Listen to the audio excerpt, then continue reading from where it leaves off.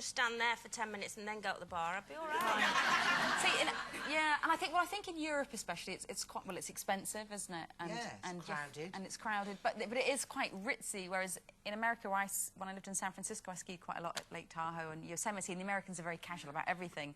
And so you're sort of doing it, if it's a nice day, T-shirt and your jeans, you could almost do it in. And it's cheap and it's sort of sporty. And skis, obviously. And skis, obviously, yeah. Skis help.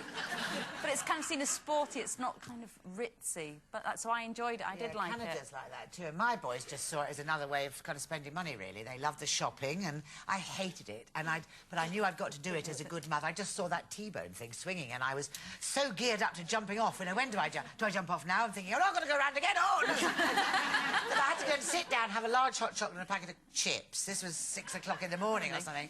Then about 2 hours later, I'd read 3 chapters, so I thought I'd better have another few chips. Another hot chocolate. By the end of the day, I was like Michelin Man. I was like that. Have you got a nice ski outfit? I've got the same one that I had all those years ago. I'm not going for glamour. I'm not going for the glamour aspect. I can't afford it. Pictures Have you tried it? I will. I'll bring a few, Have you tried it? Yes, I can get into them now, thank you. You're feisty today, aren't you? She is. I'm not happy with her forgetting Tim's birthday, that's all. OK, time for your second chance today to give your purse a bit of a pick-me-up. To be with the chance of bagging our £3,000 prize, you need to answer this question correctly. In which continent is the animated feature film The Lion King set? Is it A, Antarctica, B, Europe, or C, Africa? Call 09012 931 941. Calls cost £1 from BT landlines. Calls from mobiles and other networks may be higher. Text WIN plus your answer, A, B or C, to 63337. Text costs £1 plus 1 standard network rate reply message. Digital satellite viewers can enter by pressing their red button now, and you can also enter for free at itv.com. Entrance must be 18 or over, and all lines close at 1:20.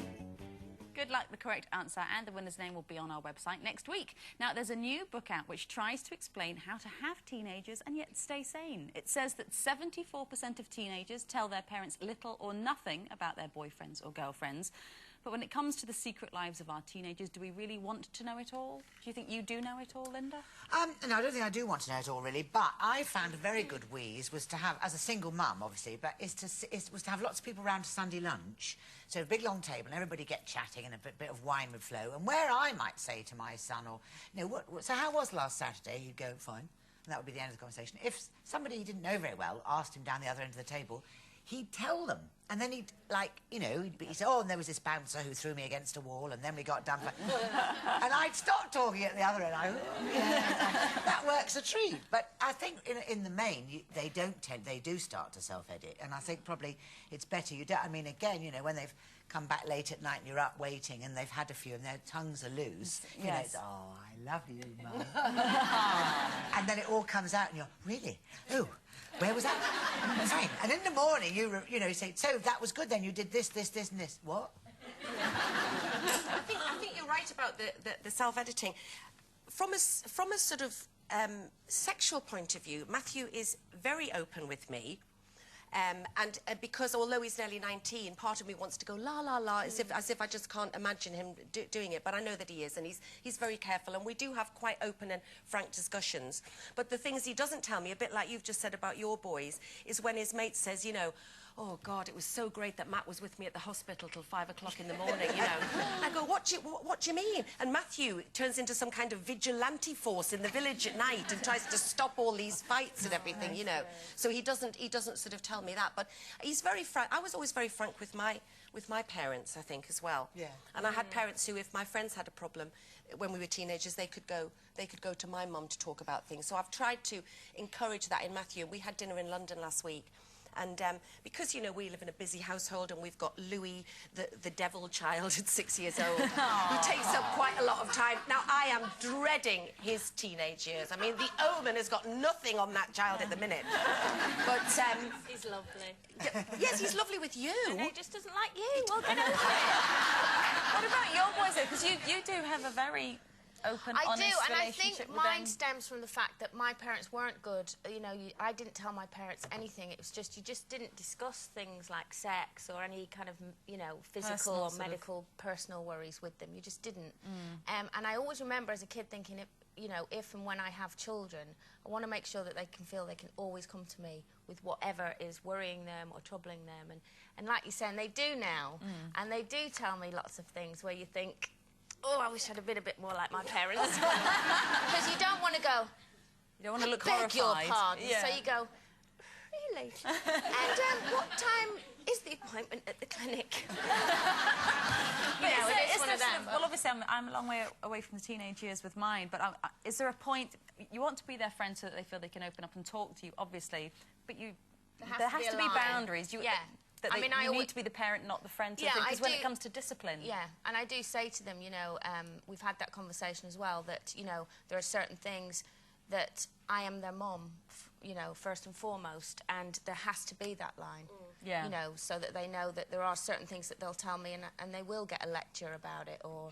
You know, but I don't want to be naive, Mum, as well, and go, oh, my son tells me everything, because I'm sure there's a lot he doesn't. They don't know. And they don't listen to you when you discipline them, do you? Well, and this survey says the most popular means of discipline is grounding. 40% of parents use grounding as a form of discipline. Is that something that you've done? That's always worked with us. Actually, it works better now since I met Ray, and he grounds me. No, it's because when I used to ground them, the whole thing about grounding initially was, I don't mind grounding them, but can I ground them in someone else's house? Because I don't really want them stuck with me for a week. You know?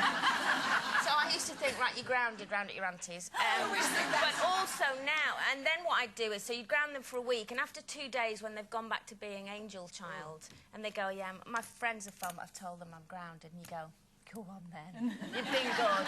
But Ray then came along and he said, absolutely not. If they're grounded for a week, they stay in for a week, and he takes everything out the bedroom, obviously not the bed, but he takes the TV and the videos, completely unplugs it out for a whole week. And it's funny because probably since Ray's been there, they've only actually been grounded about twice, because they knew, oh, if he said once more and you're grounded, they just stop. And I wish he'd come to my house. I mean, I've watched films, and American films, you know, where you go, and you're grounded for a week, and the child goes, OK, Mum. And I mean, me and grounding, you know, it would be, and you're grounded for a week. To which he'd go, no, I'm leaving. No, you're not. You're not. Get out the door. It's me. So when did that sort of that difficult moment Well, they're happen? about 45 now, so... What's but you're quite soft, though, as well, aren't you? Me? I think you're kind of fiery, you know. Yes, I am But pathetic. then you are also, when you talk about your boys, and we go, well, you know, he's 24, tell him to get out. You go, oh, no, I couldn't possibly. I think we're all too soft. I mean, Tim's, you know, Tim's a bit like Ray. That's where our arguments come from a lot of the time, because the thing is, if you do that kind of discipline, you've then got to keep it up, and you've then, if they're not allowed to have their PlayStation stuff, you've then got to play with them and do finger painting. Not Matthew, because he's 19, but he still likes a bit of finger painting. I mean, it's the sexual content. Yeah. But no, I think that, and it's also like the, Tim says to me, he will never stand on his own 2 feet if you keep giving him money all the time. And I know that he's right, because Matthew's energy is only around when it's to do with music, which is why I like to, he's in an indie band, which is why I like to go and see him do gigs, because it's the only time I see any energy. And he's throwing himself around, and he's the, you know, the lead in this band and everything. And then he comes off and I go, darling, that was great. And he goes, yes, thanks. Can you take the guitar? and that's the energy for the week or for the month, you know, until the next thing. They're on at the Boiler Room in Guildford tonight. I'll just give them a look. Oh. Do you know, I can't wait. Yeah, we're looking forward to it. Time for a final quick